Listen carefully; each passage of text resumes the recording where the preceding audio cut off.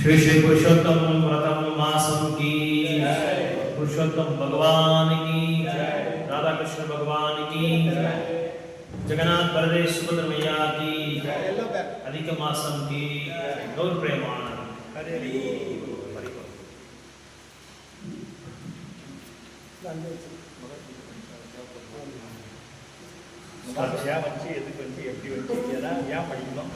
Already 3-4 class கொடுத்தேன் வெளியே இன்னைக்கு நம்ம கோவிலில் ஸ்டார்ட் பண்ணுறோம் விளக்கமாக கொடுங்க. ஆமாம்,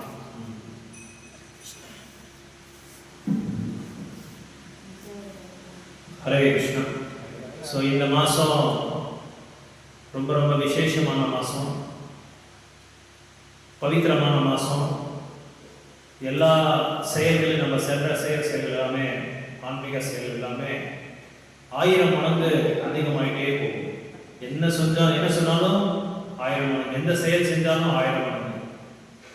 மாசத்துல சாஸ்திரங்கள் என்ன சொல்லப்பட்டிருக்கு அப்படின்னா, கார்த்திகை மாசம் ரொம்ப ரொம்ப உயர்ந்தமான மாசம் சொல்லப்பட்டிருக்கு. நதிகள்ல கங்கா நதி ரொம்ப உயர்ந்தமானது சொல்லப்பட்டிருக்கு. அப்புறம் புராணத்துல பாகவத் புராணம் ரொம்ப விசேஷமானது, உயர்ந்தமானது, ரொம்ப அர்த்தமுள்ளது, ஸ்பாட்லெஸ் அமல புராணம் அப்படின்னு சொல்றாங்க பாகவதத்துக்கு. there is no flaw in Bhagavatam நீங்க விரல வச்சு இது தப்புன்னு சொல்லி யாராலையும் சொல்ல முடியாது. அந்த அளவுக்கு பகவான் வியாசதேவர் அதை இந்த காவியத்தை எழுதியிருக்காங்க. அப்படி பார்த்தா ஒரு மாசத்துக்கும் ஒரு பேர் பேர் சொல்லப்பட்டிருக்கு சாஸ்திரங்கள. ஒரு நாளுக்கும் ஒரு சாஸ்திரம் ஒரு பேர் இருக்கு, ஒரு நபருக்கும் ஒரு பேர் இருக்கு. இப்போ கங்கான்னு சொல்லி நம்ம நினைச்சா வெறும் அது நதியாக தான் நம்ம பார்க்குறோமே தவிர, ஆனால் கங்கான்றது ஒரு நபர், ஒரு தாய், நம்ம எல்லாருக்குமே தாய் மாதிரி. அதே மாதிரி இந்த சோலார் கேலண்டர், லூனார் கேலண்டர் அப்படின்னு சொல்லி 2 கேலண்டரை நம்ம ஃபாலோ பண்ணுறோம். பல யுகங்களாக நம்ம ஃபாலோ பண்ணிட்டு இருக்கோம். Surya solar calendar, lunar calendar, சூரியனோட கேலண்டர், அப்புறம் சந்திரனோட கேலண்டர். சூரியன் தான் சுத்தி வளரும்போது 365 நாள் சுத்தி வளர்கிறாங்க, ரிவால்வ் ஆகிறாங்க. அதே மாதிரி சந்திரன் கொஞ்சம் கம்மி, 354 நாள். ஸோ அவருக்கும் இவருக்கு ஒரு 11 நாள் வித்தியாசம் இருக்கு. அந்த 11 டேஸ் வித்தியாசத்தை எப்படி கரெக்ட் பண்றதுன்னு சொல்லி ஆச்சாரியர்கள் எல்லாமே, முனிவர்கள் எல்லாமே பார்த்துட்டு என்ன பண்றாங்க, 3 வருஷத்துக்கு அதை கால்குலேட் பண்றாங்க. 32 மாசத்துக்கு 16 நாள், அதாவது 33 நாளுக்கு அந்த கணக்கு வருது. அந்த கணிச்சு பார்த்தா 32 மாசம் 16 நாள் 24 கடியங்கள் அப்படின்னு சொல்லி சொல்றாங்க. கடியங்கள், ஒரு கடியத்துக்கு 24 நிமிஷம், ஒரு முகூர்த்தம் அப்படின்னு சொல்றாங்க இல்லையா, அந்த மாதிரி. ஸோ இப்படி 32 மாசத்தையும் 16 மணி நேரத்தையும் 24 கடியங்களை சேர்த்து ஒரு மாசமா உருவாக்குறாங்க. ஒரு மாசமா, ஏன்னா இந்த சூரியனுக்கும் சந்திரனுக்கும் 2 ஆவரேஜ் பண்ணி ஒரு மாசத்தை உருவாக்கணும், இந்த டிஃபரன்ஸ் இருக்கக்கூடாது அப்படின்னு சொல்லி அந்த நோக்கத்துல, அந்த குறிக்கோள் என்ன பண்றாங்க, ஒரு மாசத்தை உருவாக்குறாங்க. அந்த மாசம் தான் இந்த அதிக மாசம் அப்படின்னு சொல்றாங்க. அதிக மாசம், அதாவது 12 மாசத்துக்கு 13 மாசம் வருது. இந்த பர்டிகுலர் 3 வருஷத்துக்கு ஒரு தடவை இது வருது. ஸோ இந்த மாசம், அதாவது இப்போ ஒரு மாசத்துலயும் நம்ம எல்லாருக்குமே தெரியுற மாதிரி ஒரு மூர்த்தியை நம்ம ஆராதனை பண்ணுவோம். சப்போஸ் பாருங்க, இப்போ கார்த்திகை மாசம் வந்துச்சு, தாமோதர மாசம் வந்துச்சு. எந்த கடவுளை நம்ம ஆராதனை பண்றோம் தாமோதர மாசம், கார்த்திகை மாசத்துல?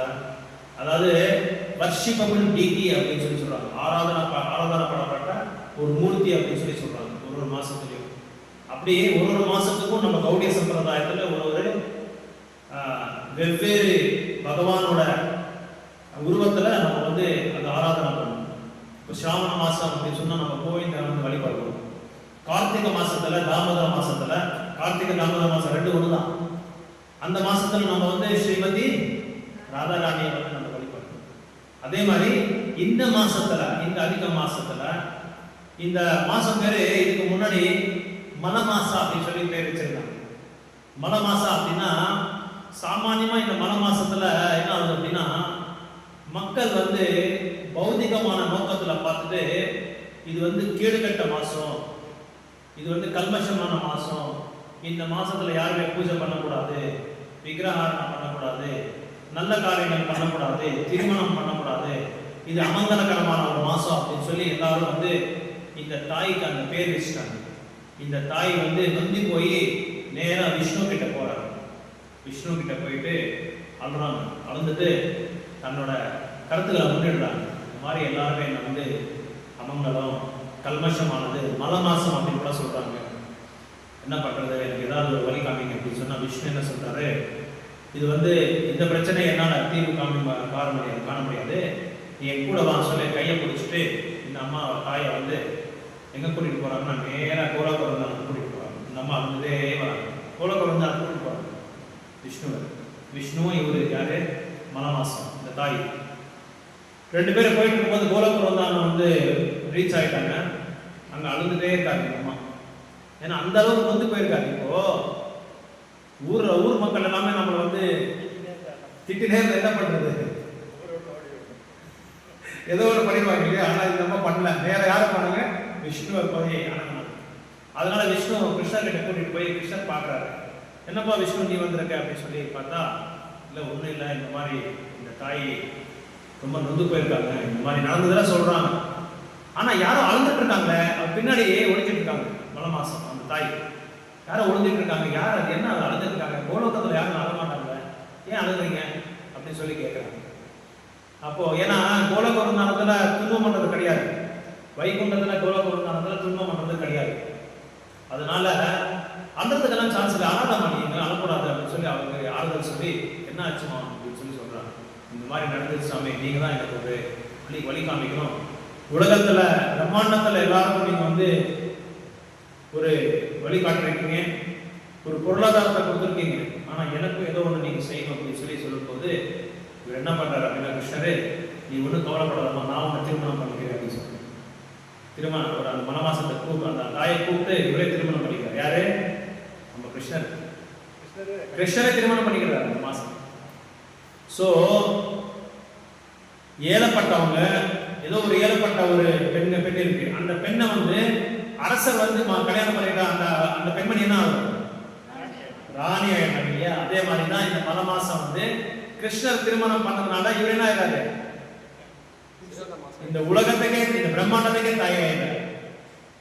அப்போ பகவானுக்கு என்னென்ன புகழ் இருக்கோ, என்ன விபூதிகள் இருக்கோ, என்ன பெருமைகள் இருக்கோ, என்ன மகிமைகள் இருக்கோ, என்ன சக்திகள் இருக்கோ, எல்லாமே யாருக்கு வந்துருது, தாய் வந்துருது இல்லையா.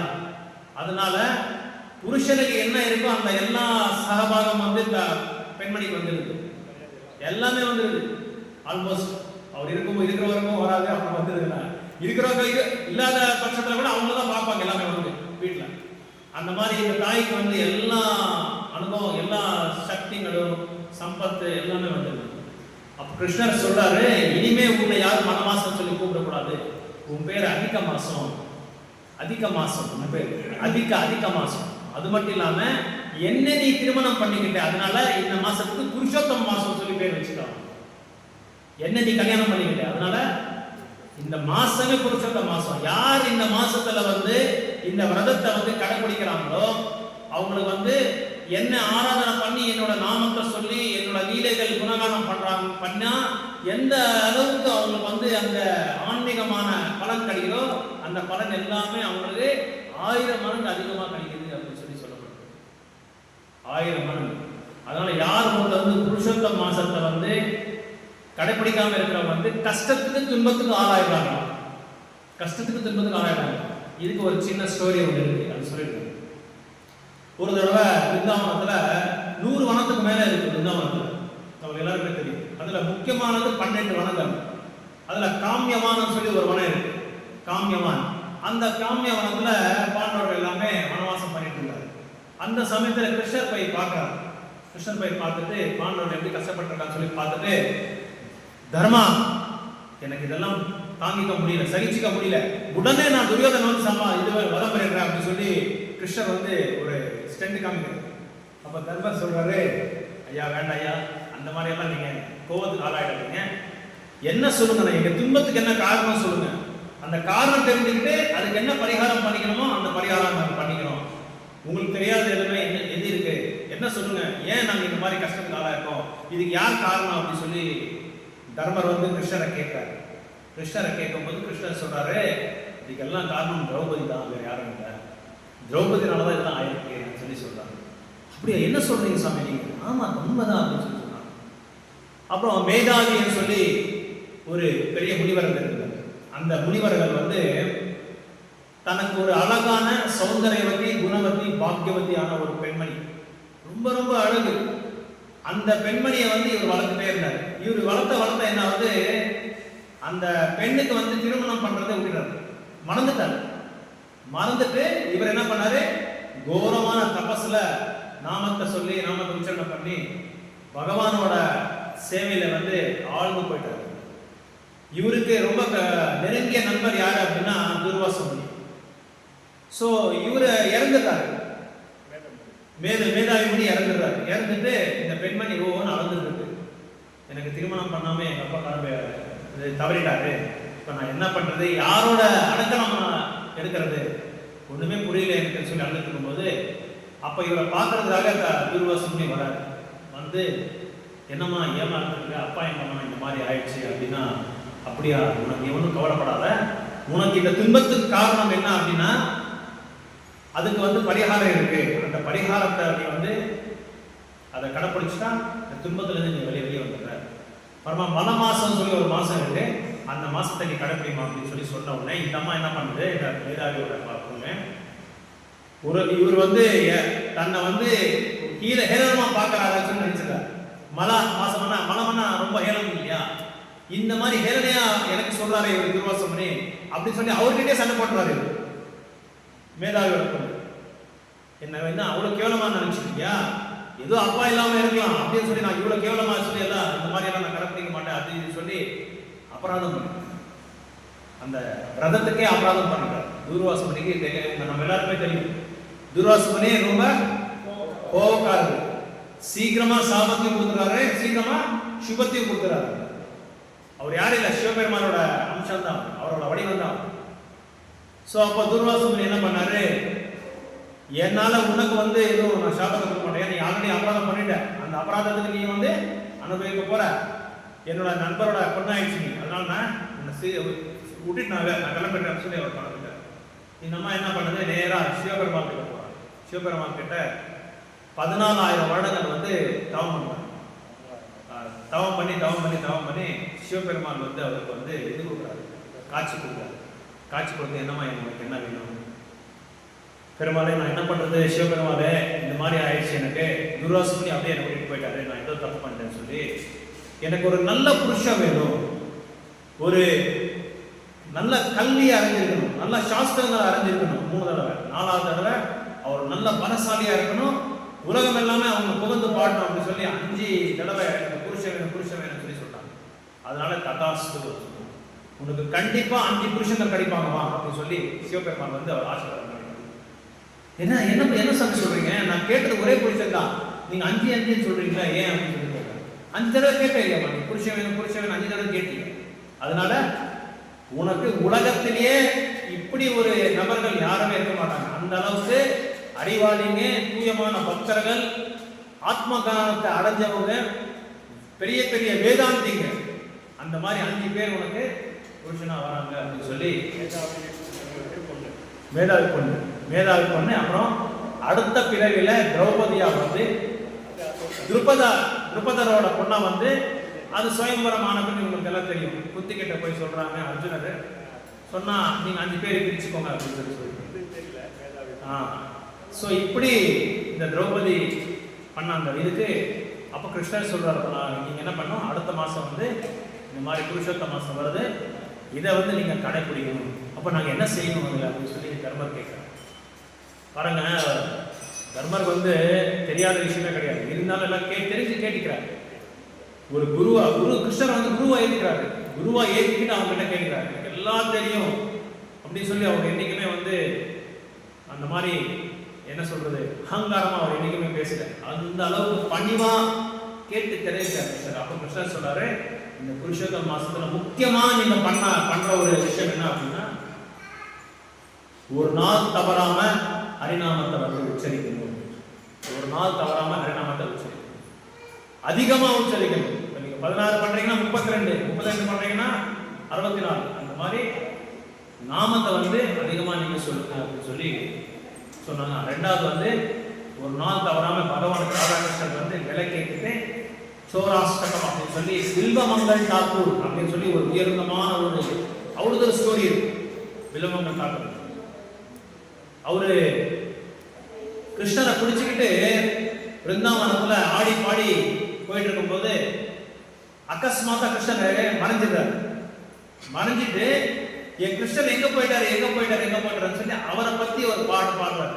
அதுதான் சோராஷ்டகம். சோராஷ்டகம்னா திருடர்களே பெரிய திருடன் அப்படின்னு. ஏன்னா ஒரு பெரிய திருடன் தானே கிருஷ்ணர். என்னடா கிருஷ்ணரை போய் திருடன் அப்படின்னா, இவர் எந்த விதத்துல திருடன் அப்படின்னா, கோபியர்களோட வஸ்தாபரணம் திருடுறாரு, கோபியரோட இதயத்தை திருடுறாரு. ஏன் கோபியருக்கு உயர்ந்தமான மகாராணி ஸ்ரீமதி ராதாராணியோட இதயத்தை திருடுறாரு. எல்லாரோட இதயத்தை திருடுறது அவர் வேலை. அப்படி ஒரு திருடனை வந்து இவர் புகழ்ந்து பாடுறாரு. வில்வமங்கல டாக்கர். வில்வமங்கல டாக்கர் வந்து ஒரு பெரிய காவியம் எழுதுறார். கிருஷ்ண கதாமிருதம் அப்படின்னு சொல்லி ஒரு பெரிய காவியத்தை எழுதுறார். கிருஷ்ண கதாமிருதம் ரொம்ப அருமையான புத்தகம். அவர் ஆக்சுவலா பௌதிகமான காமத்தில் ஈடுபட்ட ஒரு நபர். அவர் தன்னோட பின்பிறவில அப்படி ஒரு வேஷ்ய வந்து அவங்களுக்கு ஞானத்தை கொடுக்குது.